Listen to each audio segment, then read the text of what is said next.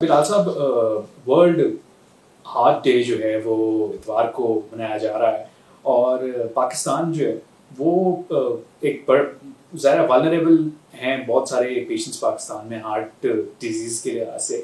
ایک تو یہ کہ سٹیٹس اس وقت کیا کہتے ہیں پاکستان میں جو دل کی بیماریوں میں لوگ مبتلا ہو رہے ہیں وہ کتنی تیزی سے کتنی بڑی تعداد میں ہو رہے ہیں، کن ایج گروپس کے لوگ ہیں جو کہ اس طرف جا رہے ہیں. تو سر اس بارے میں پہلے بتائیے گا.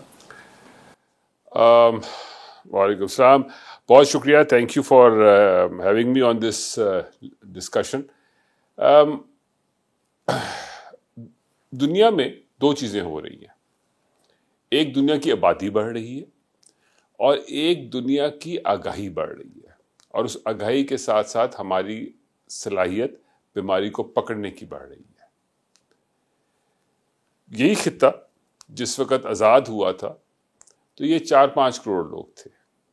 آج یہ 25 کے قریب ہے یا 24، جو بھی آپ فگر لے لیں. تو یعنی کہ جو بیماریاں اس وقت نظر آتی تھیں وہ اب 5 گنا نظر آئیں گی. ٹھیک ہے. اس وقت بہت ساری تشخیصیں نہیں ہوتی تھیں، اور یہاں تک تھا کہ ایک ای سی جی کرنا بھی ایک بڑی غضب کی بات گنی جاتی تھی. اسپتالوں میں اپنے پراپر ای سی جی رومز ہوا کرتے تھے جہاں پہ لوگ جا کے ای سی جی کروایا کرتے تھے. اب ای سی جی جگہ جگہ پہ اویلیبل ہے. ہر وقت 1 سیکنڈ میں 1 منٹ کا ٹیسٹ ہے، 2-4 تاریں لگانی ہے اور آپ کے پاس ایک خبر آ جاتی ہے کہ بھئی دل کی تکلیف ہے کہ نہیں. ہاں، اس کو پڑھنے والا ہو صحیح. سو اویئرنیس بڑھی اور ساتھ ہی پاپولیشن بڑھی اور ساتھ ہی کیپیبلٹی بڑھی. تو اس لیے آپ کو ایک بہت بڑا نمبر نظر آتا ہے. یہ جو کہا جاتا ہے نا کہ یہ ہمیں معلوم تھا کہ یہ ایپیڈیمک آنی ہے ہارٹ ڈیزیز کے بارے میں، اس کی ایک وجہ یہی تھی کہ چیزیں نظر آ رہی تھی کہ یہ سارا کچھ ہو رہا ہے. پاکستان کے اعداد و شمار انفارچونیٹلی اس طرح سے کریکٹ اویلیبلٹی کے اوپر بحث ہے، لیکن دنیا کے جو اعداد و شمار ہیں وہ اس وقت یہ کہتے ہیں کہ تقریباً 20 ملین لوگ، 2 کروڑ لوگ ہر سال دل کی تکلیفوں سے لقمہ اجل بنتے ہیں.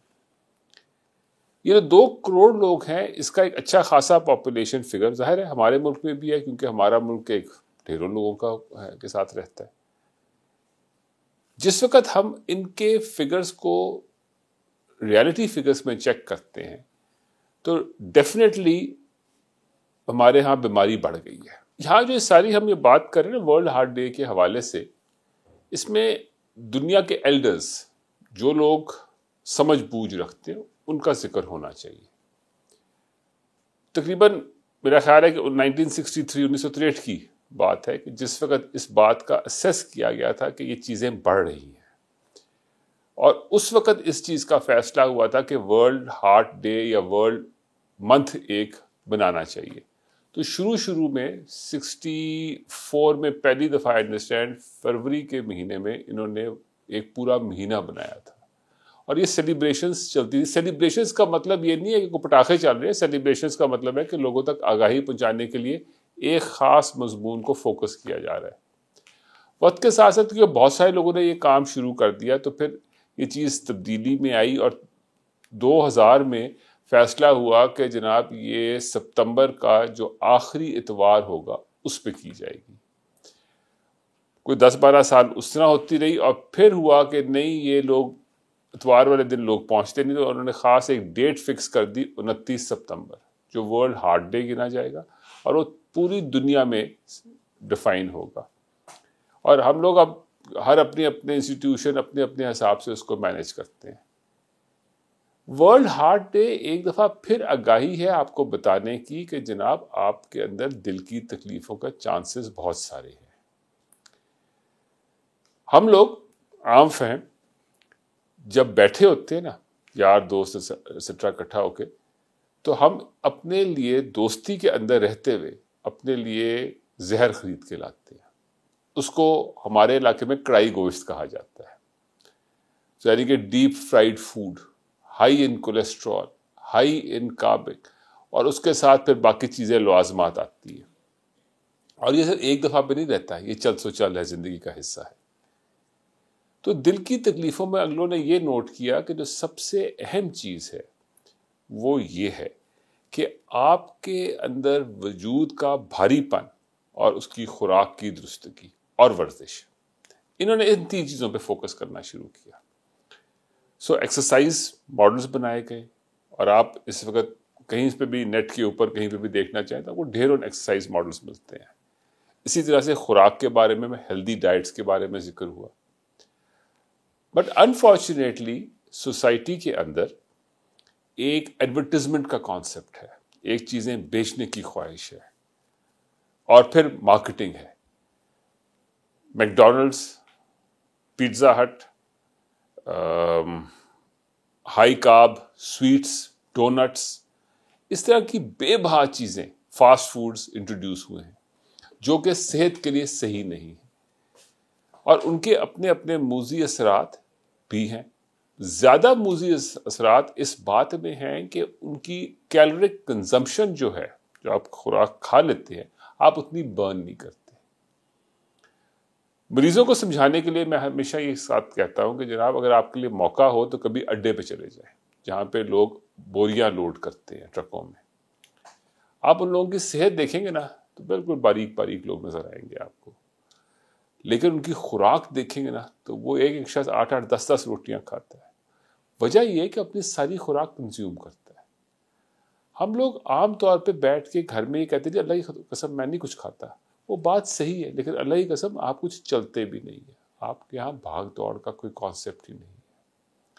ہم لوگ یہاں تک ہے کہ اگر ہمیں کوئی چیز چاہیے نا تو ہم اپنا ہاتھ بھی نہیں اٹھاتے، ہم صرف انگلی کے اشارے سے بچوں کو کہتے ہیں کہ جناب وہ چیز لا کے دے دو۔ ہم لوگ بالکل ایک ایکسٹریم اینڈ پہ جا چکے ہوئے ہیں۔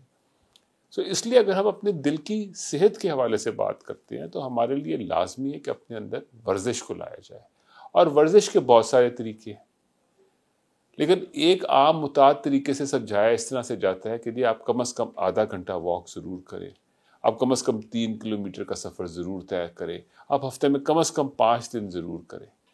اب حقیقت یہ ہے کہ ہر کوئی یہ کام نہیں کرتا، انفارچونیٹلی، بالکل جس طرح سے ہر کوئی 5 وقت کی نماز نہیں پڑھتا، لیکن بہتری تو اسی میں ہے نا، تو ہمیں اس طرف کو اپنے آپ کو رجوع کرنا پڑے گا۔ اگر نہیں کریں گے تو پرابلمس ہم اپنے لیے اکٹھی کرتے ہیں۔ جب پرابلمس کی بات ہوتی ہے دل کے حوالے سے تو جو بیماریاں ہیں ان کے بارے میں ویسے بات کر لیں گے کہ شوگر، بلڈ پریشر، کولیسٹرول، اور سب سے خوفناک تمباکو نوشی جس مرضی فارم میں۔ لیکن یہاں پر پبلک کے لیے ایک، اور سارے دوستوں کے لیے یہ کہ جناب ایک چیز غور سے دیکھیں کہ آج کل ہو کیا رہا ہے۔ آپ کو ہسپتالوں میں بہت سارے بالخصوص مرد حضرات نظر آئیں گے جو 30، 35، 40 اور 45 کی رینج میں ہوں گے، جن کو ہارٹ اٹیک ہوا ہے، جن کی تکلیف ہوئی ہے، جن کو یہاں تک کہہ دیا گیا کہ جی آپ بائی پاس کرا لو، یا ان کو آج کل کا یہ جو اسٹینٹ ہے وہ ڈالا گیا، یعنی کہ ان کی دل کی تکلیفیں آ گئیں۔ اور کچھ انفارچونیٹلی ایسے بھی ہیں جن کی بیماری بہت بڑھ گئی ہے، اور کچھ انفارچونیٹلی اس دنیا سے بھی چلے گئے۔ جب ایک شخص 40-45 سال کا اس دنیا سے رخصت ہوتا ہے تو ہوتا کیا ہے؟ اگر اس کی قسمت میں اس کے والد صاحب حیات ہے تو وہ والد جو اب 70 سال کا ہے، جس نے اب اپنی زندگی ریٹائرمنٹ کی گزارنی تھی، اس کے اوپر ایک دفعہ پھر سے سارے وہی ذمہ داریاں آ گئی جو اس کی بیٹے کی تھی۔ اگر بیٹا حیات ہے تو اس کی صحت کی فکر آ گئی، اور پھر وہ جو بچے ہیں اس بیچارے مریض کے، ان کی ذمہ داریاں آ گئی۔ ان بچوں کی زندگی کے لیے آگے کیا کچھ کرنا تھا، وہ جو خواہشیں تھیں ان میں بریکس آ گئی۔ سو یہ ایک پورا ایک سسٹم کے اندر ہمارا، اور انفارچونیٹلی ہمارے ہاں سسٹم کی اتنی اسٹرانگ اسٹرینتھ نہیں ہے کہ وہ ہر ایک کو برداشت کر سکے۔